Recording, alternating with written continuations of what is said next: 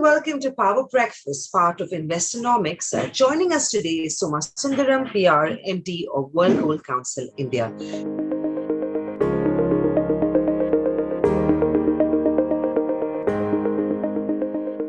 Thank you very much for joining us today. Soma Sundaram, I want to start by asking you, what is the local demand picture look like? There is a sharp recovery this year or year on year as compared to what we saw last year. Is this just a function of low base effect, or do you still feel like demand is still very soft and it's going to be a while till we go back to maybe potentially pre-COVID levels? Well, yes, you're absolutely right. Demand has gone up, but it is still not as high as the historic figures were.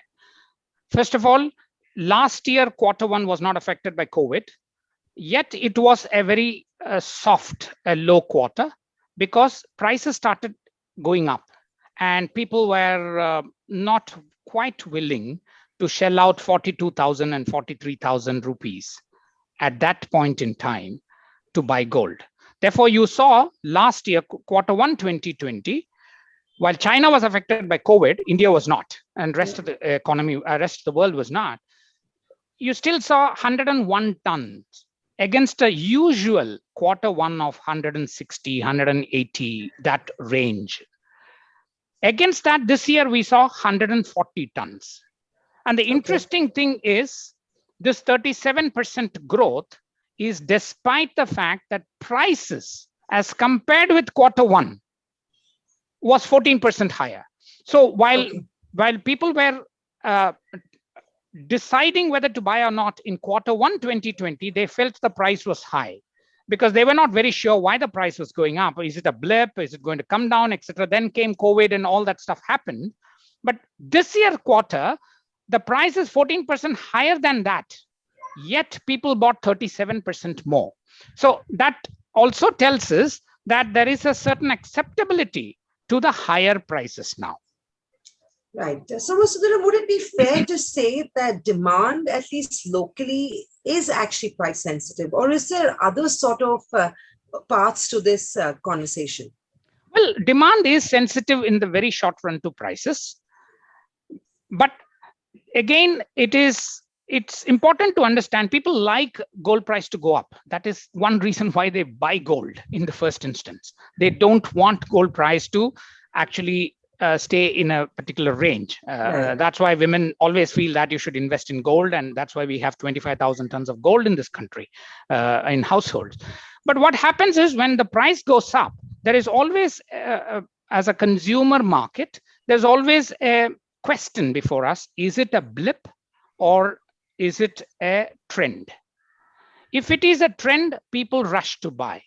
If they feel it is a blip, then they hold back because they don't want to go and buy at 45,000 and next week it is 42,000. You know, they feel that they could have got more gold for the same amount they spent last week. So that confidence in the trend is important for consumers to buy gold. Right. What about retail consumption? So jewelry demand, case in point, right? This, of course, was one of the biggest drivers of jewelry, of gold prices or demand, at least till pre-COVID.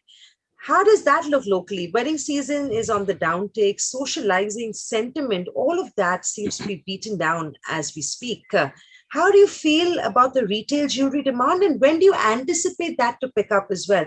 Is it going to be in line with the sharp recovery when COVID, of course, starts easing? Yes. See, Indian demand, 80% is jewelry. So in India, that's about 20% to 25% is what you expect in the form of bars and coins.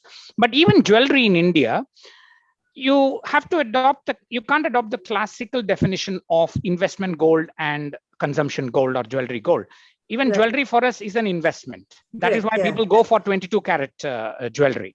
Okay, while they like the jewelry, they also know it's a financial asset. So and they take loan against it. You know, you should always be able to take a loan against jewelry. So that is why you don't find 8 karat, 12 karat, you know, all that kind of stuff. They may be in fashion, but people don't treat them as gold jewelry in India. So it's therefore jewelry is a very important component of the Indian gold demand. Of course, weddings drive jewelry. 60% of jewelry demand comes from weddings. The rest is, other occasions, etc.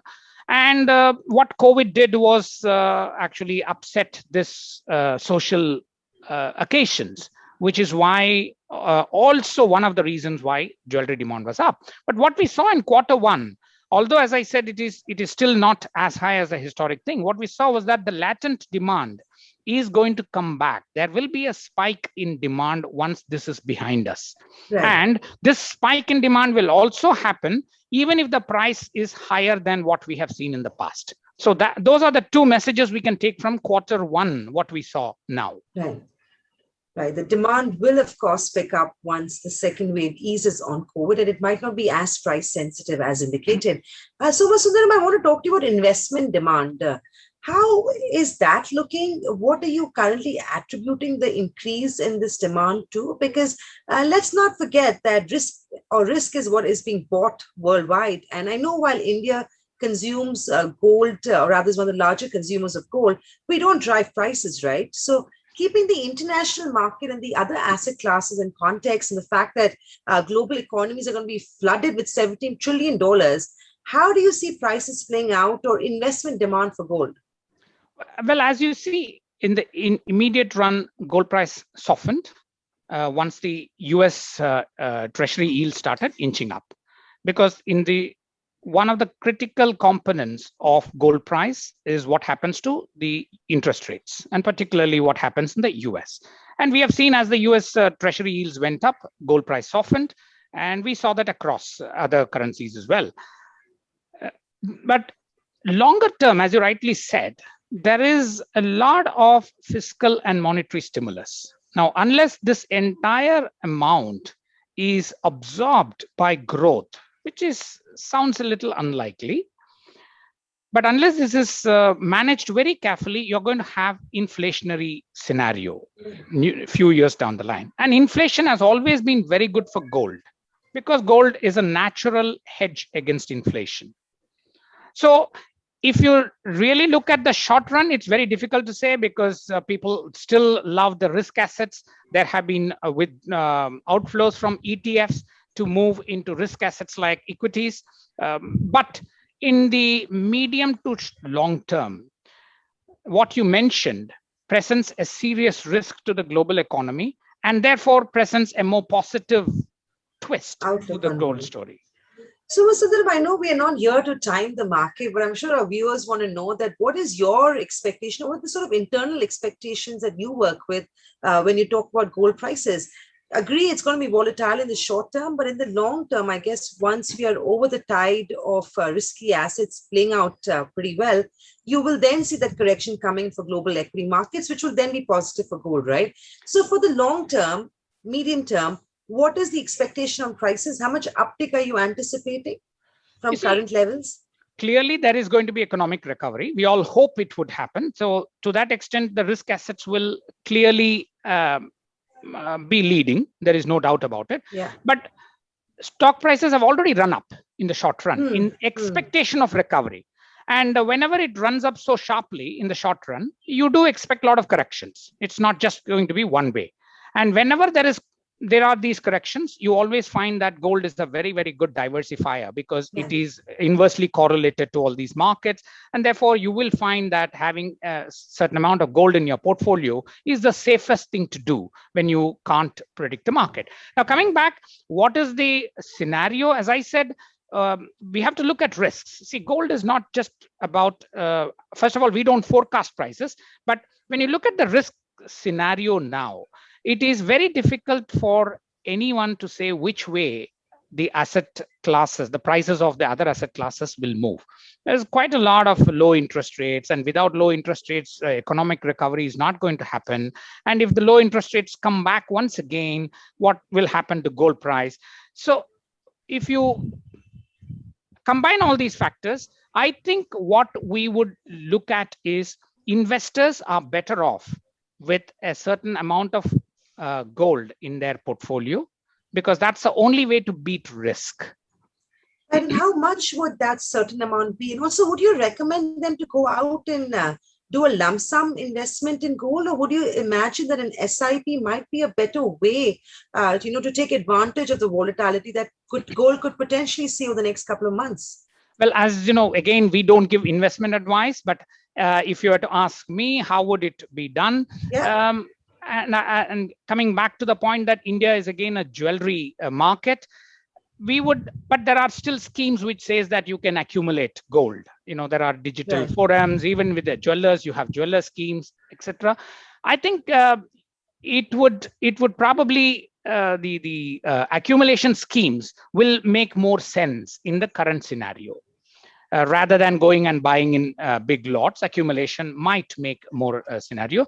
But for people who already have saved a lot, we have also seen reports that household savings have jumped because there is no other spend. Avenues. When you have a certain amount of money and then you want to invest it, well, it would probably make sense even to go and take gold at these prices, because they have softened from the peak by nearly 14%, by nearly 12%. So it is a good buy that way, because whenever it comes back, you have that 12% space. So it all, again, depends on the individual circumstances. But for a normal average person, given the high prices already of gold, I think a accumulation scheme will be a much better option.